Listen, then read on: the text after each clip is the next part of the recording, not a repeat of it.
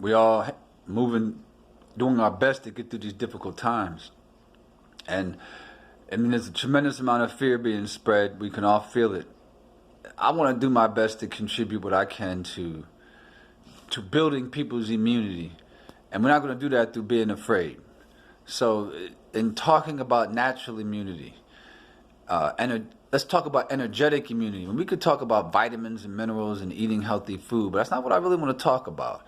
I'm talking about, and if you go back and read some of my last couple of posts, that there's an atmosphere, there's an energetic immunity that you can experience, and you'll know it, you'll feel it, by creating a thicker atmosphere of life force around and in your being. And that's what I mean by about you can feel God. What I mean by God is the force of life.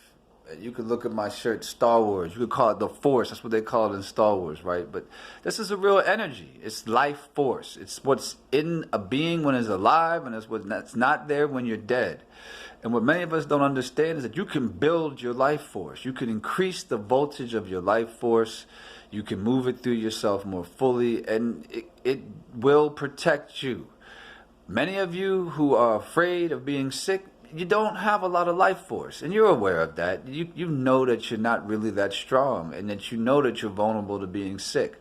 So understand, I'm not here spreading magic. I'm not talking about something that's mystical or something that's not attainable, but you have to understand what it is that I'm talking about. I'm talking about increasing the voltage of your life force through healthy living, all right? And we're going to talk very quickly, briefly, two primary ways. Let's just stick with one. The first primary way you can increase the voltage of your life force is through the quality of your breath. And I want to challenge you very quickly, very briefly. Let's take 10 deep breaths. And I guarantee most of you, you're not going to want to do it. Your mind has become so overly active, so resistant to even the truth of your own breath, that you're not going to want to take 10 deep breaths. And by 10 deep breaths, I mean just like this.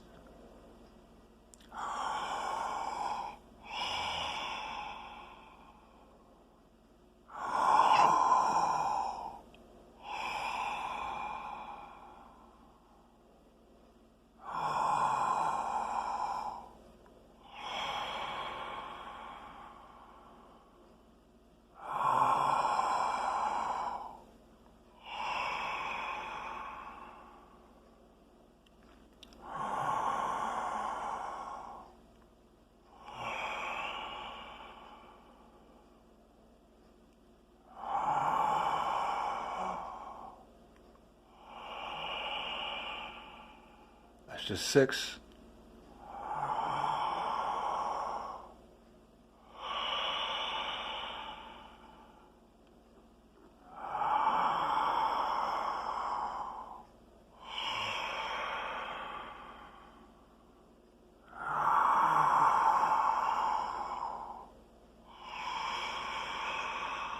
One more.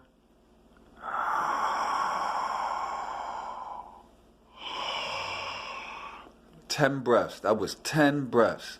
How many of you were able to take 10 breaths that slow, 10 breaths that full, before your mind starts racing and working and tells you to stop?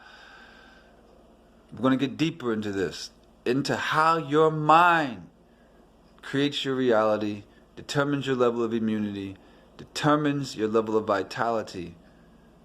This is a mental experience. And the breath is the direct way to observe the clarity of your mind.